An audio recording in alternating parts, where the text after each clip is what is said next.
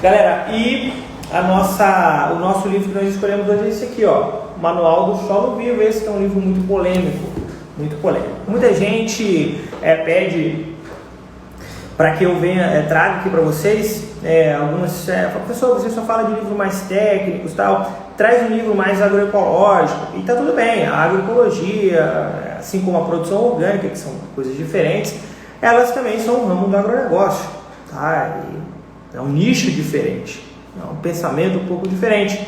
E eu tenho muita coisa que eu até tiro de estudos que são mais voltados para a agroecologia, e tá tudo bem. Esse é um ponto muito importante. Esse aqui é um livro que ele tem um pensamento muito mais agroecológico, Manual do Solo Vivo. Professor, você gosta desse livro? Vamos lá, deixa eu contextualizar aqui a escolha desse livro. Eu fui muito fã da Ana Primavera, ela faleceu tem pouco tempo, pessoal. Quem estuda mais tempo fertilidade do solo sabe que ela é uma das grandes figuras, um dos grandes ícones do estudo de solos e fertilidades no Brasil e no mundo também, por que não? E ela, teve muitos livros, muitos materiais que nos ajudaram muito a entender muitos parâmetros relacionados à nutrição. Agora, você concorda com ela? Em algumas coisas sim, outras coisas não. Tem muita coisa que eu não concordo. Por exemplo, esse livro aqui, eu li ele todo, eu estudei ele todo, e tem algumas coisas que eu não concordo. E tá tudo bem, tá tudo bem. Isso aqui é algo que eu já até quero desmistificar um pouco, porque as pessoas têm que pensar, se eu estou lendo algum conteúdo que eu não concordo com a pessoa, eu já paro de ler, Não é assim. Você não tem que concordar com tudo. Não tem. Na verdade, eu acho que essa é a beleza da ciência, que a gente questione mesmo. Então, acho que isso aqui está errado, acho que isso aqui não é bem assim. Tem coisas que eu não concordo, e está tudo bem, eu apenas vou continuar lendo e vou extrair ali. Agora, o material que ela traz sobre matéria orgânica, adubação orgânica, é fantástico. Não é que é inquestionável, porque tudo é questionável, tudo vocês têm que questionar, a gente orienta que questione tudo mesmo, mas é um material fantástico e muito proveitoso. Esse livro, por exemplo, ele começa de uma forma com que eu não concordo, e está tudo bem, eu li, estudei, ele começa, esse material, só lembrando que eu disponibilizei ele no nosso canal do Telegram, ele começa falando um pouco aí sobre essa relação entre monocultivo, extrativismo. Ele traz um pouco aí dos parâmetros entre agronegócio e agroecologia, é uma divisão que eu não concordo, vocês sabem disso, falamos até um pouco sobre isso na aula passada, mas mais voltado para assistência técnica, para a agricultura familiar. Tudo bem, não tem problema nenhum. Inclusive tem uma fala dela neste livro que ela cita, que eu também não concordo. Ela disse que na época de 1830 até 1900, por exemplo, não existia fome, e que hoje existe mais fome, e eu discordo completamente. Eu acho que quanto mais o tempo passa, menos fome nós temos. A tecnologia, ela diz, mas tem mais pobreza, tem pobreza, sim, mas não dá para negar que as tecnologias, o desenvolvimento tecnológico diminuiu o nível de pobreza no solo. Por essa questão política que a gente vê, ela é muito mais ideológica do que realista. E isso é só uma opinião dela, é uma opinião minha, não concordo. Mas eu sou fui um grande admirador, principalmente quando falamos em ciência do solo. E o assunto, o tema que ela vai abordar aqui, que eu tirei primeiro aqui, esse daqui que está todo amassado, eu sou bem relaxado, tá, pessoal? Ele começa na página 93, e ela começa com uma frase interessante, para que serve o solo, para que serve a matéria orgânica, para que serve a matéria orgânica. Mais uma vez, esse material eu digitalizei ele, disponibilizei no canal do Telegram, tá? Se você disponibilizou o livro? Não, eu não disponibilizo o livro porque isso é plágio, se quiser, vocês compram. Pessoal, mas tem um negócio lá que disponibiliza, eu sei, mas não tem nada a ver com isso. Eu disponibilizei aqui uma parte do livro, parte do conteúdo, que isso é permitido, Digitalizei uma parte aqui, coloquei como referência e disponibilizei no canal do Telegram, beleza? O seguinte, eu acho que essa parte, que é o capítulo 10 do livro, vale muito a pena ser estudado de cabo a rabo, entender esses princípios do funcionamento da matéria orgânica no solo. Inclusive eu mudei o assunto, ele começa escrito assim, para que serve a matéria orgânica. Eu coloquei matéria orgânica para altas produtividades, porque é exatamente esse o nosso trabalho, pegar o conteúdo técnico e voltar ele para o campo, voltar ele para a prática. E a minha intenção aqui com vocês é pegar essas informações e mostrar como que vocês usam no dia a dia no campo, seja como produtor, como técnico, como agrônomo, enfim, essa é a nossa função, beleza? E para começar, cara, a primeira frase do livro, ela traz um ponto até grifado aí, vocês estão lendo? Consegue ler o que está escrito na primeira frase? Olha aí, dá uma olhada, deixa eu ver se vocês estão vendo direitinho, deixa eu olhar aqui do lado aqui, se liga. Olha o que está escrito na primeira frase desse material. Tá, deixa eu ler para vocês aqui. Matéria orgânica vegetal não é adubo. Ponto. Matéria orgânica vegetal não é adubo. Porra, professor, como assim não é adubo? A gente não classifica como adubo orgânico? Você vai entender melhor. E aí eu vou ter que trazer aqui um pouco das informações, né? Vou ter que ler alguns pontos, né, que ela traz para a gente poder contextualizar. Ela fala o seguinte, olha só, ela quem? A matéria orgânica, né, é alimento para a vida aeróbia do solo, que o agrega, criando um sistema macroporoso por onde entram ar e água indispensáveis para a produção vegetal. Daqui a pouquinho, vocês vão começar a entender a forma correta de se utilizar a matéria orgânica e você vai ver que a gente faz muito de forma incorreta. A gente utiliza a matéria orgânica de forma incorreta. Mas vamos lá. Ponto importante, ele é alimento para a vida aeróbica do solo. Então aqui a gente já começa a entender que a matéria orgânica que a gente utiliza no solo, ela não é direcionada para a planta. Ela é direcionada para a microvida do solo. Isso aqui é muito importante. Quando a gente entende isso, e isso aqui ele bate de frente um pouco aqui com aquele pensamento mais ideológico extremista, onde ele fala assim, olha, você hoje trabalha com adubação química, você trabalha com insumos químicos e muda e amanhã começa a ser produtor orgânico. Não vai funcionar, não vai funcionar. Por que não vai funcionar dessa forma? Porque não adianta se o seu solo ele não tem condição, não tem reserva de nutriente. E ela fala sobre reserva de nutriente aqui também em outras palavras, tá? Há muito vocês vêm escutando eu falar sobre reserva de nutriente, é algo que, na verdade, a gente acabou implementando essa frase, ela não existia, né? A gente não via muito em livros, né? A gente começou a falar muito e começou a aparecer agora, né? A galera falando, e ela fala isso aqui em outras palavras também, que daqui a pouco eu vou trazer para vocês. Então a gente já vê que a matéria orgânica, ela não é direcionada para a planta, ela é direcionada para a microvida do solo. E quando a gente entende que a matéria orgânica ela é para a microvida do solo, a gente começa a perceber que a utilização que a gente faz hoje está incorreta. Nós utilizamos como se fosse um adubo, não, vou colocar ali que não é assim. Tá. Aí depois ela vai falar um pouquinho da matéria orgânica em todas as suas formas, ela vai nutrir especialmente os micróbios aeróbios do solo, e esses micróbios eles são importantes para a agregação. Então, enfim, ela fala sobre a importância da microbiologia do solo, que é um aspecto muito importante. Mas depois ela já deixa que isso aqui é apenas introdução, ela fala assim, ó, os nutrientes que ela libera, quem? A matéria orgânica.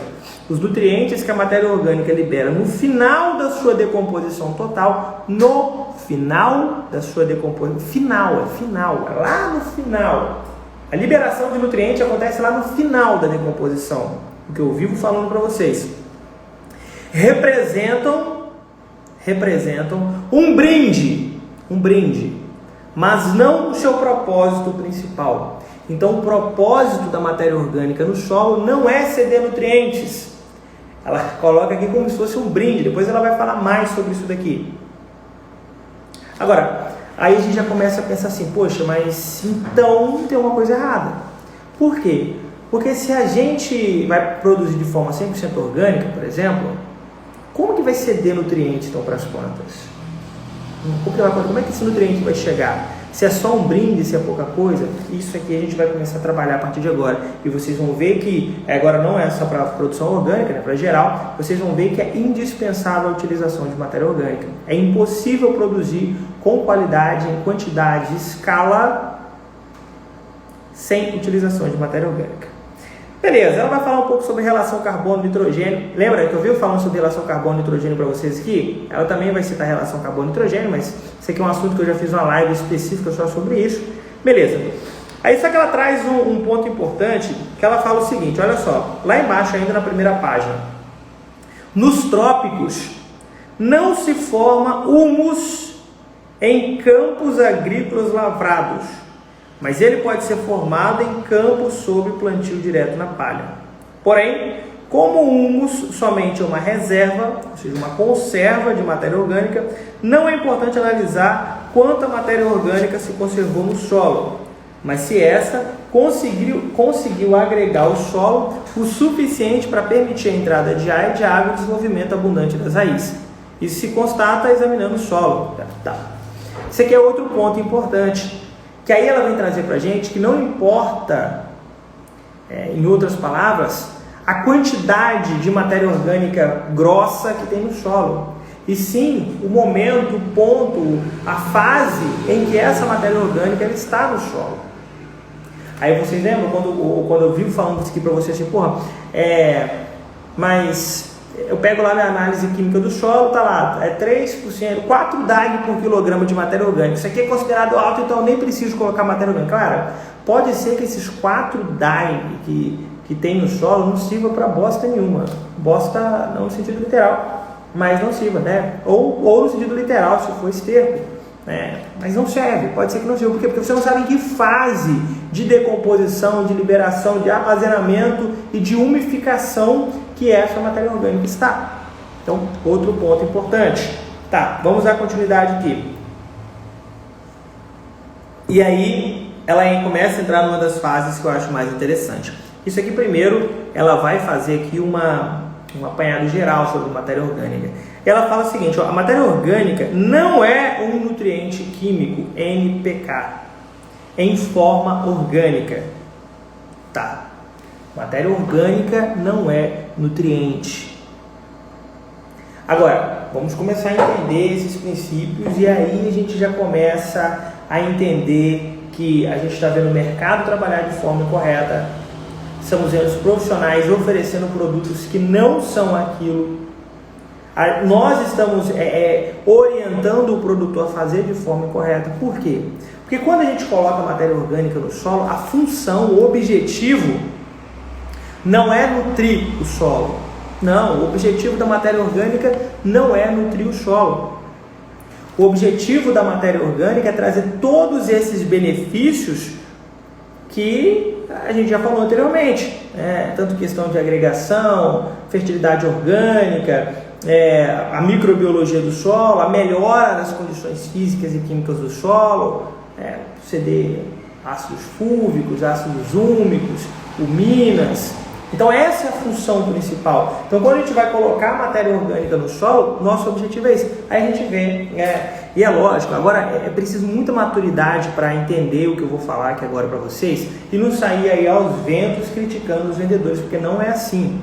Não é assim. Mas o que a gente vê são muitos produtores que chegam ali com um baldinho, balde e tal. O cara com um produtinho, alguns deles você dilui em água, coloca, o cara fala assim, isso aqui substitui toda a sua adubação orgânica, o NPK e os micronutrientes, é só colocar isso aqui no solo. E eu não estou exagerando, Vocês podem, se vocês verem aí essas publicações, tem muita publicação que faz isso, de empresas que chegam lá e prometem. Cara, eu não sou contra o produto, não sou contra, jamais. Eu sou a favor. Na verdade, isso aqui é um ponto que eu acho muito interessante. Existe um tipo de investimento que eu faria se eu tivesse tempo hoje, era investir em insumos orgânicos e até organominerais. Eu investiria em organominerais para comercialização. Eu acho muito bacana, mas investiria também em assistência técnica, em utilizar aquilo ali de forma correta, porque a função principal, eu não estou falando agora dos organominerais, a função principal desses adubos orgânicos que a gente encontra aí não é ceder nutriente. Então não enche a boca para chegar para o produtor e falar assim, cara, compra aqui esse balde, ou às vezes ele vem líquido também, mistura isso aqui na água e substitui o seu adubo químico. Mas é que você é imbecil, cara, para de fazer isso. A gente sabe que está errado. O mínimo que você estudar sobre fertilidade orgânica do solo, você sabe que não vai suprir a necessidade nutricional da planta, porque não é essa a função da matéria orgânica. Não é essa a função da matéria orgânica. Agora, os caras chegam e falam assim, eu tenho aqui esse balde, vou usar o balde que é o mais comum, que a gente vê. Enche o balde, as garantias dele são esses, ele vai ajudar aqui na liberação de ácidos úmicos, ele vai ajudar na fertilidade ótima, cara, aí tá bacana, venda mesmo, o produto ele serve para isso, ele deve ser utilizado dessa forma e tá correto, tá? Eu não sou contra, eu sou muito a favor. Ah, professor, é verdade que tem uns que podem até substituir ali a cama de frango, tem muito produto orgânico que dá para substituir, dependendo das garantias que ele tiver. Mas calma aí, cara. Quando você chega para empurrar um produto desse para o produtor, falando que ele vai substituir a sua adubação mineral, faz isso não, cara, faz isso não. Né? Isso é um pecado. Né? Satanás está vendo você fazer uma coisa dessa. Porque isso não existe, não é função da matéria orgânica. É lógico que depois, lá no final, ele vai falar que existe sim a liberação de nutrientes. Mas eu vou falar sobre isso daqui daqui a pouco, sobre como a gente utiliza de forma correta para que a matéria orgânica ela vá sim ceder a longo prazo nutrientes e a gente utilize isso aqui a nosso favor. Beleza? Ela fala assim, em geral, o nitrogênio adicionado pela matéria orgânica ou pelo composto tem muita pouca correlação com o nitrogênio no solo. E é exatamente isso. Né? O nitrogênio, isso aqui é a fala dela, né? O nitrogênio que a gente adiciona na matéria orgânica, ele vai servir principalmente como alimento da atividade microbiana que está fazendo ali o processo de decomposição. Essa vai ser a função principal, assim como o carbono. E é por isso que existe aquela relação carbono-nitrogênio. Eu preciso de X, 10x de carbono para X de nitrogênio. Um exemplo, 8x de carbono para 1x de nitrogênio. Né? Então, ou seja, a cada 10 carbono que a atividade biológica ali consumir, ela vai consumir um nitrogênio. Ela vai fazendo essa relação. Se eu tenho muito nitrogênio, pode ser que pare a atividade e não haja ali decomposição. Não é isso? Então, assim, esses nutrientes que estão contidos na matéria orgânica não são para a planta. E aí é outra coisa que o cara chega lá na propriedade do cara, pega lá aquele embalagem zona de matéria orgânica, está lá escrito lá, não sei quantos % de nitrogênio. Não é, cara. A gente sabe que não é assim. Tá? Não é assim que se libera nitrogênio. Eu não estou falando necessariamente agora dos organominerais, porque os organominerais eles têm sim essa porcentagem de nutrientes que podem estar prontamente disponíveis dependendo da condição. Então é importante que quando você assiste uma live como essa aqui, você não sai recortando os pedacinhos e falando assim, o professor Daniel falou que eu não tenho nutrientes aí dentro. Não é assim. Veja o contexto geral para entender o que a gente está falando. Beleza? E aí ela começa... ela fala, né, ela diz, se faltar nitrogênio para as culturas e se for necessário aplicar ureia em cobertura, pode-se ter a certeza de que o solo está adensado ou compactado. Isso aqui vai ser uma relação final depois, né, nesse processo de decomposição. Tá. Ela cita logo abaixo uma informação importante, que ela fala o seguinte, pela animação da vida do solo se mobilizam nutrientes fixos e nitrogênios. Aí ela traz uma citação de 1961, que um camarada ele fez um ensaio. E o ensaio diz o seguinte, é um ensaio chamado centeio permanente, pode procurar no Google depois ali, que esterco animal adiciona nitrogênio ao solo, mas baixa o número de fixadores livres de nitrogênio. Professor, existe fixador livre de nitrogênio? Sim, as azotobacter, acho que é isso o nome dela, azotobacter, são fixadores livres de nitrogênio. Enquanto palha ou folhas mortas incentivam a fixação de nitrogênio, fazem o inverso. Então, no final, o ganho com a aplicação de estrume, a fixação de nitrogênio, ela vai acabar ficando elas por elas. Tá. E aí ela começa a partir para um ponto um pouco mais prático, ela começa a falar o que deve ser feito, e aqui a gente vai começar a analisar. Nem tudo, como eu falei, eu concordo, mas muita coisa aqui a gente tem que utilizar. Beleza? Vamos lá. Evita-se o incentivo da decomposição da matéria orgânica pela aração, uma vez que nos trópicos a reciclagem dela é muito rápida. Então ela começa a defender o não revolvimento do solo. Vejam que, será que a gente já começou a fazer isso há um tempo? Já, sistema de plantio direto, esse é um dos grandes princípios. Tá? É um dos princípios. Eu costumo falar assim, olha, você pode ter qualquer pessoa com pensamento agroecológico extremo vai concordar com a gente que o sistema de plantio direto, que a Embrapa ajudou a gente a implantar aqui no Brasil, ele foi uma das grandes tecnologias quando falamos em aumento de produtividade. E isso daqui é uma grande prova, quando ela já falava lá atrás, tá? Falava lá atrás. Então, o que ela fala assim? O que aumenta a decomposição da matéria orgânica? Pela aração, gradagem, ou revolvimento, quando o revolvimento é enxada rotativa, tá pessoal? Resulta em aeração e oxigenação do solo, oxigenação, que se chama geralmente de mobilização do solo, por mobilizar a sua vida de maneira explosiva. Então isso aqui aumenta muito a decomposição da matéria orgânica. E deixa eu te lembrar que isso aqui não é positivo, tá, pessoal? Isso aqui acaba sendo negativo. A pessoa acha que a matéria orgânica, quanto mais rápido ela entrar em decomposição, é melhor. Não, não é. Ela tem que seguir o seu sentido natural de decomposição. Pela calagem corretiva inadequada, porque queima a matéria orgânica, é um processo de química que a gente faz. Pela adubação com nitrogênio, que aproxima a relação carbono-nitrogênio, né? Então a gente utiliza a matéria orgânica, depois coloca muito nitrogênio em cima, aí você acaba fazendo isso. Isso significa que tudo que aumenta a microvida também aumenta a decomposição e a perda de matéria orgânica, e aí ela precisa ser reposta. Então, o que ela está dizendo aqui? Que a matéria orgânica, pelo seu ciclo natural, ela precisa passar pelo seu processo de decomposição natural. Então, quando a gente começa a influenciar demais naquela matéria orgânica que a gente colocou no solo, a gente começa a perder a matéria orgânica do solo. Então, com muito revolvimento, e você vai ver que revolvimento aí passou de 15, 20 centímetros, ele é muito prejudicial para a matéria orgânica, né? Esse processo de aeração constante, a adição muito constante de calagem, né? Corretivo, por isso também que a gente acaba influenciando que faça a calagem antes de fazer a matéria orgânica, né? Um processo, e aí muita gente fala assim, por que eu não coloco tudo junto, faço a incorporação? Não é o ideal, e adição também de adubos nitrogenados, como é o caso aqui, beleza? Ela vai continuar fazendo uma explicação bem detalhada sobre isso aqui que a gente está falando, né? Que é pontos que eu já trabalhei com vocês antes. E aí ela fala sobre algo que é muito interessante, lá na página 96, e aí a gente vai ter que dar uma atenção nisso aqui. Isso é um conteúdo que vai ser um pouco mais técnico a partir de agora, eu preciso que vocês tenham um pouco de atenção. Presta atenção. O grande problema no uso da matéria orgânica é o tipo de preparo do solo, com revolvimento. Esse revolvimento pelo arado ou grade, ele equivale a um arejamento violento e forçado, provocando uma decomposição explosiva da matéria orgânica.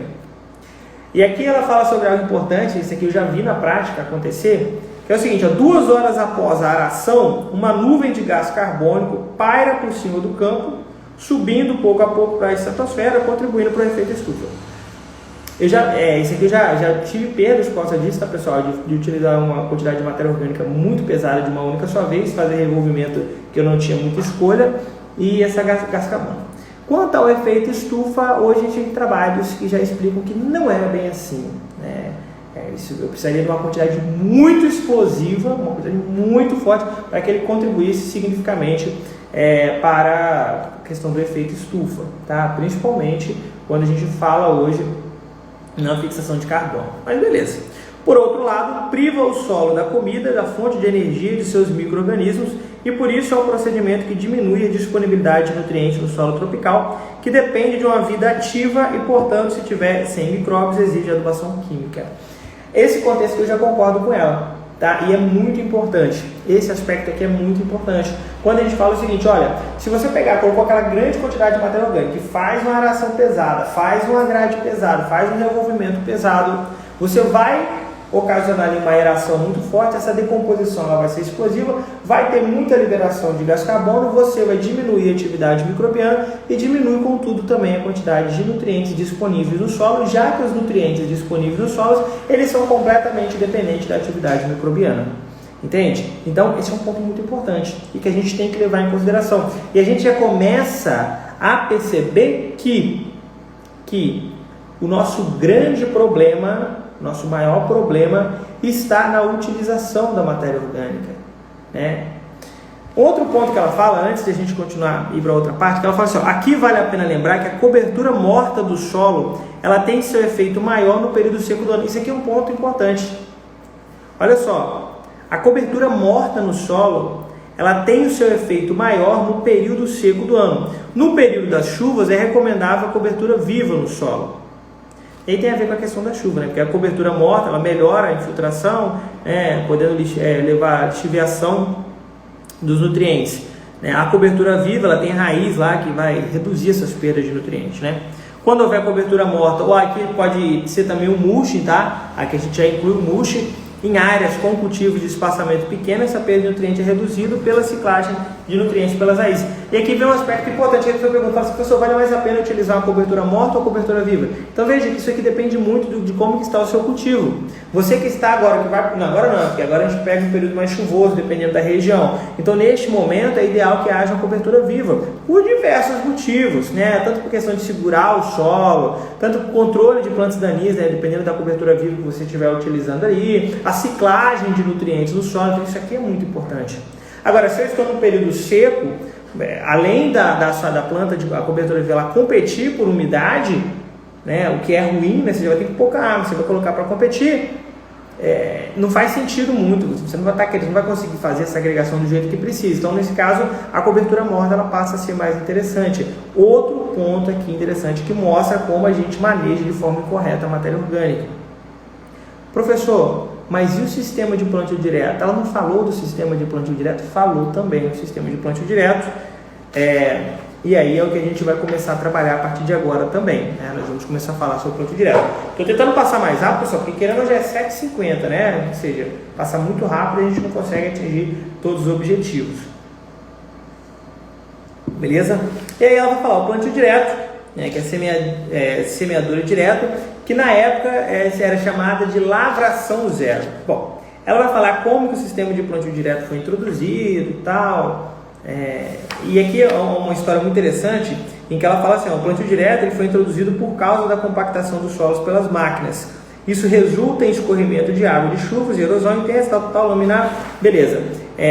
Quanto mais compactado o solo era, mais as máquinas passavam por cima do campo para poder afrouxá-lo, né? Daquela decomposição. O plantio direto, logo lá no início, quando começou o sistema de plantio direto, ele era feito sem cobertura morta, nem mulch, nem nada.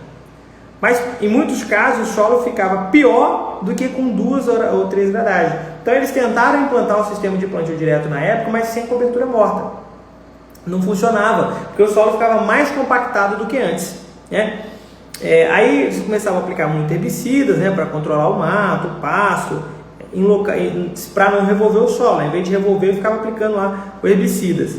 Então depois eles descobriram que o capim, né, o mato dessecado, que hoje que a gente forma lá uma cobertura morta, ele era mais vantajoso, né, e evitava a erosão tanto hídrica, né, por conta da ação da água, como também eólica, né, no caso do vento.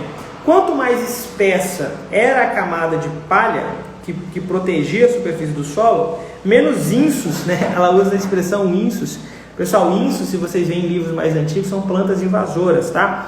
Nasciam, né? Então menos plantas invasoras nasciam e melhor o solo era tamponado, poder tampão do solo ou amortecido aí contra a pressão das máquinas. Essa camada protetora da superfície do solo, ela vai ser indispensável para o plantio direto neste caso. Já nos Estados Unidos, ele era chamado de zero tillage, né? Que é o multi-farming, né? Que era fazenda com mulch, né? Isto é, aração zero com cobertura morta. Porém, não se consegue logo no início do seu estabelecimento uma camada, aí tem um ponto muito importante, que foi o grande problema do sistema de plantio direto, quando ele começou a ser utilizado com cobertura morta, porque a gente não conseguia lá no início do seu estabelecimento uma camada de palha de 5 a 6 centímetros de espessura. 5 a 6 centímetros de espessura seria aproximadamente 8 toneladas por hectare de palhada, que é o que a gente pede hoje no sistema de plantio direto, 8, 9, 10, então precisaria pelo menos de 5 a 6 centímetros. As máquinas aí, quando eu falo máquina aí, lá, as semeadoras, pulverizadoras, que também já era utilizado na época, elas eram muito pesadas e acabavam compactando. Essa camada de palha, então, ela não conseguia com o monocultivo de soja, que foi o pioneiro, né? Não conseguia fazer essa camada com o monocultivo de soja e nem com horticultura, porque na época já se iniciava a horticultura. Hoje a gente está vendo aí com tomate, repolho, vários outros, né, olerícolas, em que a gente já trabalha com esse tipo de sistema. Então, para isso, são necessárias culturas que produzam palha abundante, muita palha, com menor facilidade de serem decompostas, né, que elas sejam mais estáveis. Aí ela cita aqui as gramíneas. Para a gente citar algumas gramíneas ali, que a gente milho, sorgo, trigo e outras culturas, né, arroz, né, capins em geral, elas teriam ali, formariam uma palhada muito maior e conseguiriam uma decomposição mais rápida. E essa também é uma das razões aí que se necessita de uma rotação de cultura. Enfim, as culturas de folha larga aí, ela produziu pouca palha. Então, esse aqui foi um ponto interessante. Então, o sistema de plantio direto, ele não foi implantado de uma única só vez. Primeiro começou não removendo o solo, contra a compactação. Depois viu que precisava utilizar a cultura de cobertura para formar uma palhada. Mas eles viram que formar palhada com monocultivo não funcionava. Ficava muito fina, você não produzia a quantidade de palhada que precisa. E aqui entra um ponto importante, porque se você não produz a quantidade de palhada que você precisa, automaticamente o sistema de plantio direto não funciona. Por quê? Porque se você não conseguir produzir, você vai ter que remover o solo. Se você não conseguir produzir pelo menos 8, 9 toneladas por hectare de palhada, você vai ter que remover o solo, porque ele não vai funcionar, ele não vai formar, não vai ter a formação, a liberação de nutrientes, a decomposição, a umificação, a bioestabilização não vai acontecer, a regulagem do pH do solo, porque faz isso, tá, pessoal? A matéria orgânica em processo natural de decomposição, como acontece no sistema de plantio direto, ela consegue regular o pH do solo por conta do processo de tamponagem que existe ali. Então, com aquela camada pequena, 2, 3 centímetros de palhada, que não produzia 3 toneladas por hectare no máximo de palhada, ela não conseguia atingir o seu objetivo. Aí depois, então, colocou-se a rotação de cultura. Bom, isso aqui é um dos pontos, tá? Que quando a gente fala no sistema de plantio direto, eu sei que muitos que estão aqui que fizeram um curso técnico, agronomia, talvez o professor de vocês falou assim que o sistema de plantio direto ele iniciou quando um pesquisador estava na Amazônia e viu aquele processo, Vocês já ouviram falar essa história? Não sei se vocês já ouviram, mas que ele observou que as folhas caíam no processo natural. Na verdade, essa análise ela contribuiu para a implantação do sistema para a criação do sistema de plantio direto. Mas o sistema de plantio direto, ele foi sendo construído aos poucos, tá, pessoal? Ele não foi implantado de uma única só vez, não foi um cientista gênio que chegou lá da noite para o dia e criou o sistema de plantio direto, e eu acho isso fantástico. Tá? Para que a gente entender que não existe genialidade extrema, uma pessoa que ela vai chegar lá e inventou algo que não, as coisas são construídas assim mesmo, com tempo, ciência, com questionamento, você imagina os caras quando implantaram o sistema de plantio, eu fico imaginando, quando os caras chegaram lá e, vamos implantar o sistema de plantio direto, a partir de agora é o seguinte, não vamos revolver mais o solo, os caras, você tá doido, Imagina você que era acostumado, o solo compactava, descompactava, compactava, arava, compactava, grade, compactava, arava e gradagem. Os caras iam fazendo isso, só que quanto mais eles faziam isso, mais compactado ficava. Aí chega um do outro e fala assim, olha, vamos fazer o seguinte, não vamos mexer no solo mais não, você tá maluco, cara, tá maluco? Eu fico imaginando os produtores na época, e tanto é que tem um vídeo da Embrapa explicando um pouco sobre isso, depois de fazer muitos, é lógico que eles não foram fazendo isso com vários produtores, eles chegaram e falaram, olha, vamos testar em alguns pontos, eles testaram sem revolver o solo, mas não está funcionando não. Imagina a quantidade de pessoas que esquece esse trem, não mexe com esse negócio mais não, vamos continuar revolvendo o solo aqui, a gente vai passando hora a máquina, e o trem vai funcionar. Aí falou, não, pera um pouquinho, vamos colocar uma cultura aqui, uma cobertura, acho que isso aqui vai melhorar. Eu fico imaginando, fazendo, não, vamos testar então isso aqui agora. Eles iam lá e colocavam lá a cobertura morta, palhada, e não funcionou, não funcionou, cara, não funciona, esquece esse trem, vamos voltar a fazer no momento que a gente estava mais os caras teimosos estudando, não, vamos fazer isso, vamos agora fazer um rotacionamento, vamos utilizar aqui algumas culturas que produzem mais palhada e tem decomposição rápida, como é o caso de algumas forrageiras, como é o caso do milho, como é o caso de capim de forma geral, até que chegar o momento que deu certo. Agora você imagina quando lá no Cerrado os caras chegaram e falaram assim, olha, testamos e funcionou, vamos fazer esse trem funcionar? Você imagina o que os produtores vão falar, olha, cara, isso aqui, o Cerrado já era grande produtor de soja, já se produzia muita soja, hortaliças também, em algumas regiões. Imagina os caras falando, peraí, cara, você tá doido? Olha a mudança que a gente vai fazer no sistema. E a Embrapa tem um vídeo muito interessante, eu vou ver se eu consigo esse vídeo para vocês, e eles explicando como eles fizeram. Eles foram pegando em algumas pequenas áreas e foram expandindo. E a produção foi aumentando 4, 5, 6, 10, 15 locais onde a produção aumentou 30 vezes. 30 vezes é muita coisa. Hoje a gente já pega essa alta produção de soja que a gente tem no Brasil, hoje como o maior produtor de soja do mundo, eu acredito fielmente que a gente vai chegar é lógico que esse 2020 é um pouco atípico por diversos motivos, apesar de que para o nosso setor Não é que nós sentimos pouco, nós sentimos muito, tá? Quem fala assim, agronegócio não sentiu nada. Sentiu sim, cara, o dólar tá por esse que tá, vocês estão malucos? Mas tá vendendo caro, vai estar pagando caro também. Não é bem assim, né? A gente sente também. Ok, mas então os caras já começaram a fazer uma produção muito maior. Então o sistema de plantio direto, ele funcionou e hoje, quando você fala assim, eu vou produzir soja, mas não só soja, tá pessoal? A gente está com um movimento muito forte de implantação de sistema de plantio direto em hortaliça, que está muito bacana, né? Porque a rotatividade é muito maior, é muito mais fácil, na verdade, fazer. Não sei se é mais fácil, mas a gente tem muitas opções quando trabalha com hortaliças. Então, quando foi implantado o sistema de plantio direto, a gente já começa a ver que é algo que funciona. E isso que a Primavera está falando aqui é real, é completamente real. Então, o que a gente precisa entender é como que eu vou trazer essas informações técnicas para o meu dia a dia.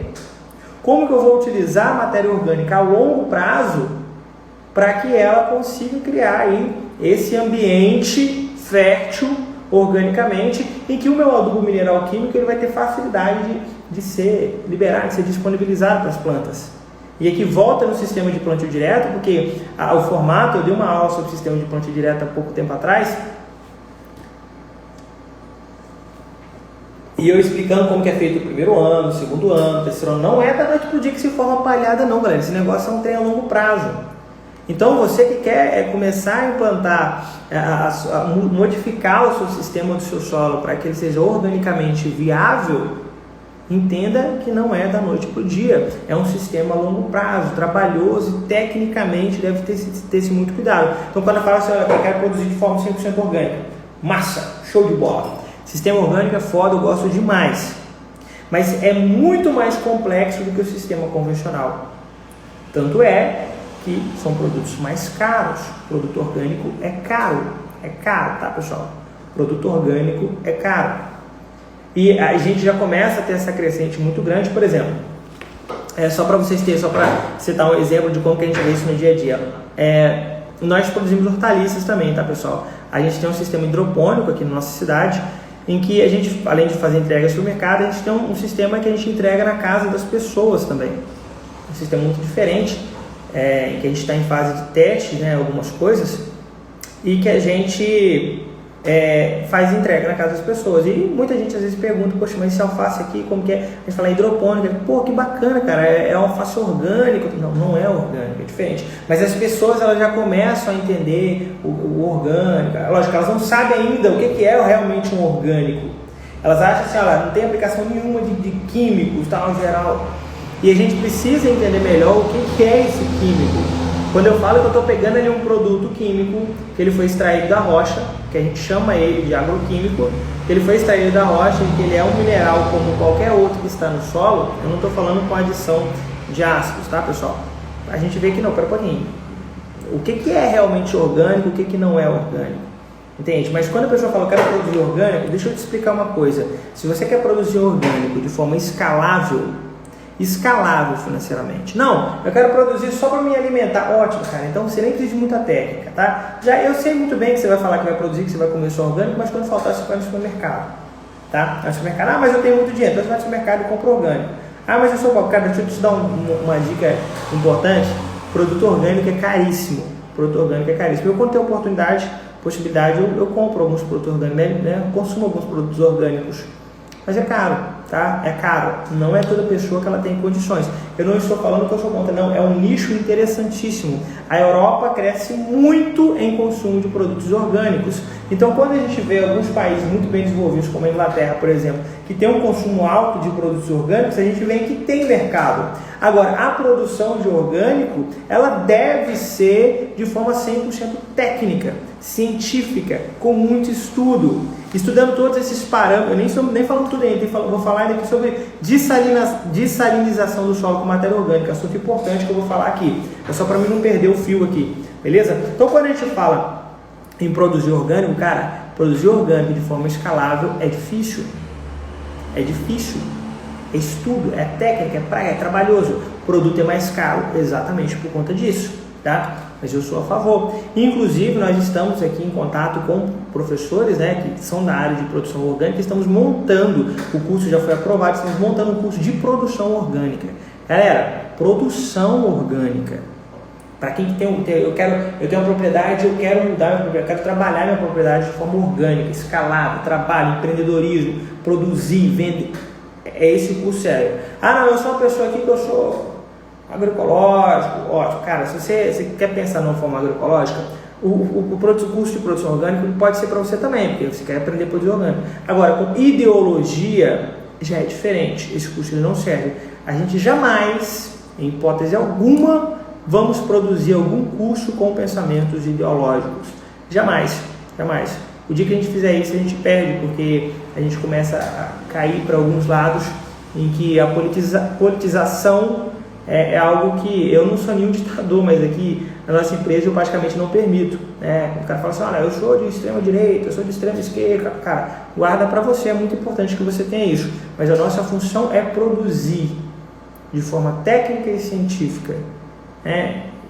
Então, esse aqui é um ponto importante. Então, a gente está produzindo um curso de produção orgânica, mas completamente voltado para a técnica, tá? E não para a ideologia, que é um ponto muito importante, que deve ser muito bem dividido isso aqui.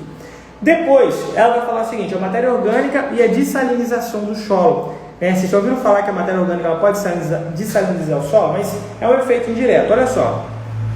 Ela explica, o solo, eles salinizam pela irrigação mal feita, pela água que sobe de um nível freático muito alto, a falta de drenagem, aqui solos pouco drenados, pode acontecer, e ela vai ser acelerada aí pela queima do campo, pela falta de produção de carbono. Tá? A matéria orgânica celulósica, como o próprio nome diz, como a palha de sorgo, a palha de milho, ela transforma os sais em carbonatos, que são pouco solúveis em água, portanto eles ficam imobilizados. Então, esse aqui é um ponto importante. Palha de sorgo, palha de milho. Essas palhas, elas contêm muita celulose. Elas vão ter essa capacidade de, no final, estar causando essa imobilização. Por outro lado, ela agrega o solo, o que dificulta a ascensão da água do subsolo, por capilaridade. Mas promove a sua infiltração com rapidez, a lixiviação. Que acaba sendo, quando a gente fala em dessalinização, acaba sendo um ponto que acaba valendo a pena. Com isso, então, evita a sua perda pelos ventos e brisas, especialmente aí quando existe mulch sobre o solo, que aí não vai deixar aquecer. Além do mais, se forem plantados cultivos que diminuem o nível freático, como o sorgo, o girassol, além de estabelecimento de quebra-ventos, a salinização ela é controlada. Agora, deixa eu vou por enquanto, vou abrir aqui os comentários para mim ir para a última parte. Enquanto isso, vocês podem colocar as suas dúvidas a partir de agora, que como prometido eu vou parar 10 minutinhos antes para a gente poder trabalhar. Mas agora eu vou para a última parte, que é algo que eu achei fenomenal. Olha só. Olha o que ela diz. A matéria orgânica, ela presta muita atenção. Você está prestando atenção? Presta atenção. Agora, não lê os comentários aqui não. Se tem alguma dúvida, você coloca, mas dá uma olhada no que ela fala. A matéria orgânica, ela serve especialmente para animar e alimentar a vida do solo e não para enriquecê-lo. O fato de a matéria orgânica liberar seus nutrientes após a sua completa decomposição é um brinde da natureza. É um brinde da natureza pelo serviço bem feito. Eu acho interessante que a Primavera ela tinha esse cuidado de poetizar um pouco, a forma com que ela trazia essas questões técnicas. Complementarmente, constata-se que o desenvolvimento das culturas eles não dependem da riqueza mineral da matéria orgânica adicionada e sim do seu efeito sobre a vida no solo. Isso aqui é um ponto importante. Isso aqui quebra uma questão interessante, que a matéria orgânica não é porque a minha adubação é feita com matéria, estou utilizando matéria orgânica no solo, que eu vou parar com a adubação mineral, porque não é a função da matéria orgânica ceder todos os nutrientes que a planta precisa nesse exato momento que você está adicionando matéria orgânica no solo. Em contrapartida, sem adição de matéria orgânica no solo, sem um processo muito bem feito de umificação, de decomposição, de bioestabilização, tampouco você vai conseguir liberar aqueles nutrientes que você está colocando de forma mineral. Então eles são dependentes. Agora, ela diz algo muito importante, que ela fala, o fato de a matéria orgânica liberar seus nutrientes após sua completa decomposição é um brinde da natureza. Cara, isso daqui eu acho muito interessante. Lembra que eu vi falando que acompanha mais tempo em algumas lives mais técnicas, que eu sempre falo, cara, vamos adicionando matéria orgânica de forma correta, periodicamente, planejada, que no final da decomposição ela vai começar a criar uma reserva de nutrientes E essa reserva de nutrientes é muito importante, porque é essa reserva de nutrientes que ela vai fazer com que você consiga escalar. É um ativo. O que é um ativo? É aquilo que vai me render lá na frente sem eu precisar investir mais. Então esse brinde que a Primavera fala nada mais é do que essa reserva de nutrientes que a matéria orgânica ela vai criar no solo. E isso aqui é fantástico e muito importante, tá? Então, pessoal, a adição de matéria, lógico, o livro ele continua daqui a pouco falando sobre composto, sobre como fazer animal, um livro muito bacana, vale a pena você ler, como eu já disse, é um livro que eu não concordo com muita coisa, mas que com muita coisa não estou falando que esteja errado, ela falando nada disso, né? Eu acho que certo e errado depende do ponto de vista, mas é um livro muito interessante quando fala de matéria orgânica, né? E eu vejo poucos livros que têm essa capacidade de falar com um linguajar tão direto, tão simples e de tão importância como a Primavera tem para falar de matéria orgânica. Então, assim, a matéria orgânica ela é fundamental. Não há possibilidade de estar fazendo um cultivo escalável, de boa produção, muita produção, sem uma boa quantidade de matéria orgânica no solo. Beleza? Bom, vamos lá. 8 e 9, agora, né, a gente vai até 8 e 19, deixa eu agora começar, comprometidos 10 minutos, responder um pouco das dúvidas. Deixa eu voltar aqui um pouco das dúvidas aqui em cima. Mais uma vez, parabéns, muito obrigado. Como se faz a calagem e adubação do sistema de plantio direto com esse tanto de palhada? A calagem, né, é lógico, a gente tem que, quanto mais contato com o solo, melhor, né, o calcário, mas na calagem, esse próprio sistema, depois de implantado, ele tende a fazer um controle muito maior do pH, né, ela acidifica muito pouco, então a gente consegue fazer isso somente de forma superficial mesmo. E a adubação orgânica não, a adubação química não. A adubação química, não, a maior parte feita de forma mecanizada, que ela é feita em volta da planta mesmo, tá? Professor, em um cultivo recentemente implantado de soja, quais são os parâmetros a ser seguidos para começar a planejar o milho safrinha? Aí outra pergunta, cara, mas enfim, Felipe, quando a gente fala em milho safrinha, você tem que entender que existe um planejamento anterior para a utilização, tanto em questão de recurso hídrico, quando a gente fala em produção de sequeiro, quando a gente fala em produção irrigada, em quantidade de adubação, existe todo um planejamento, beleza?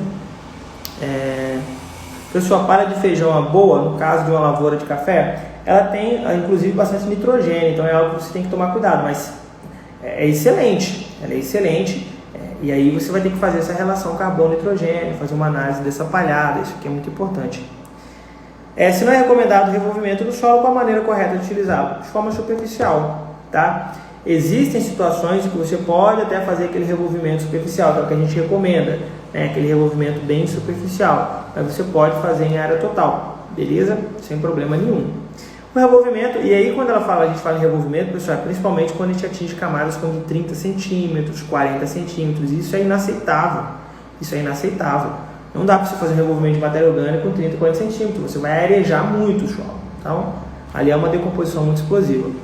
Professor, o sistema de plantio direto aumenta a eficiência no nível de produtividade de sequeiro?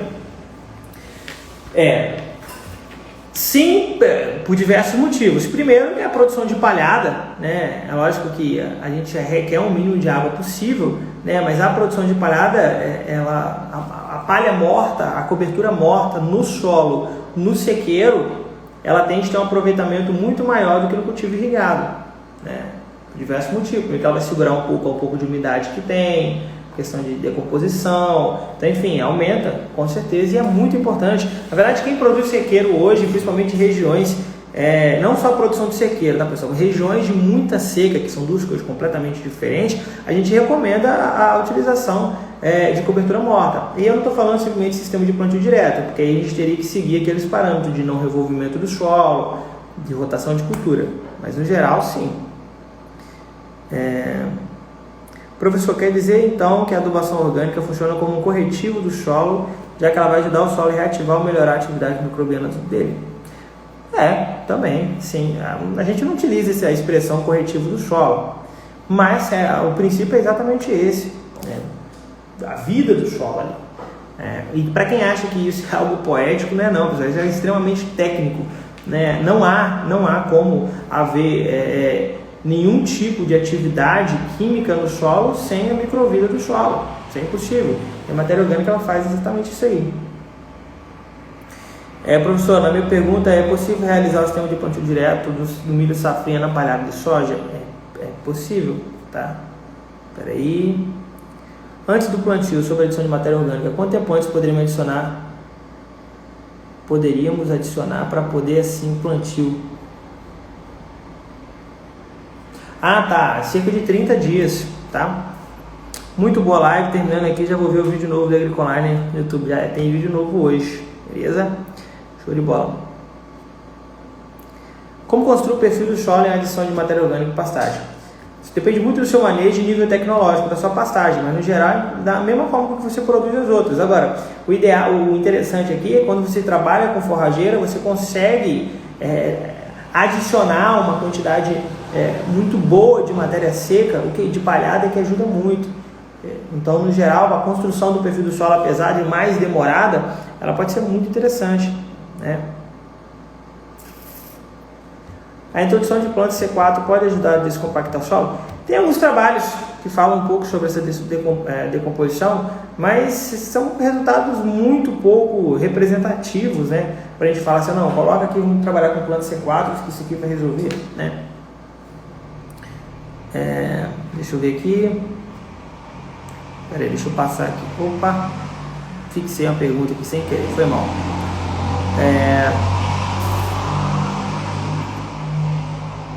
Deixa eu ver aqui. Acabei passando as perguntas aqui. Beleza? Daniel, mais uma vez, muito obrigado por mais uma live. Você está agregando demais conhecimento. Show de bola, cara. Eu agradeço a participação de vocês.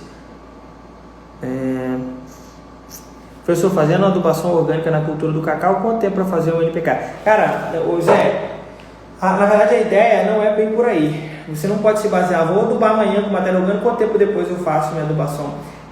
O cacau, você tem que primeiro planejar em quais meses que você vai dividir a sua adubação de cobertura, tá?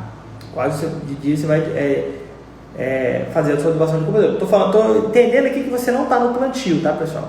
Se você estiver no plantio, aí é outra coisa. Mas se você está falando de adubação de formação ou produção, você define primeiro a sua cobertura. Quanto que vai ser? Em quais meses? Né? E o cacau, ele tem as suas fases de maior demanda. Isso aqui é importante conhecer. Feito isso, eu te aconselho a fazer uns 30 dias antes da primeira adubação de formação.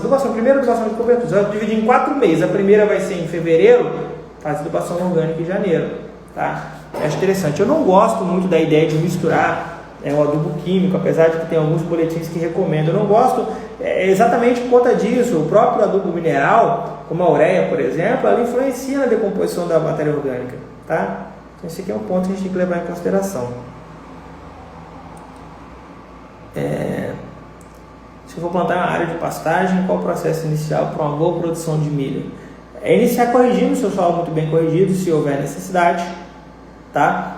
Porque o cultivo de passagem, dependendo da situação como foi feito, ele pode ocasionar isso para o solo.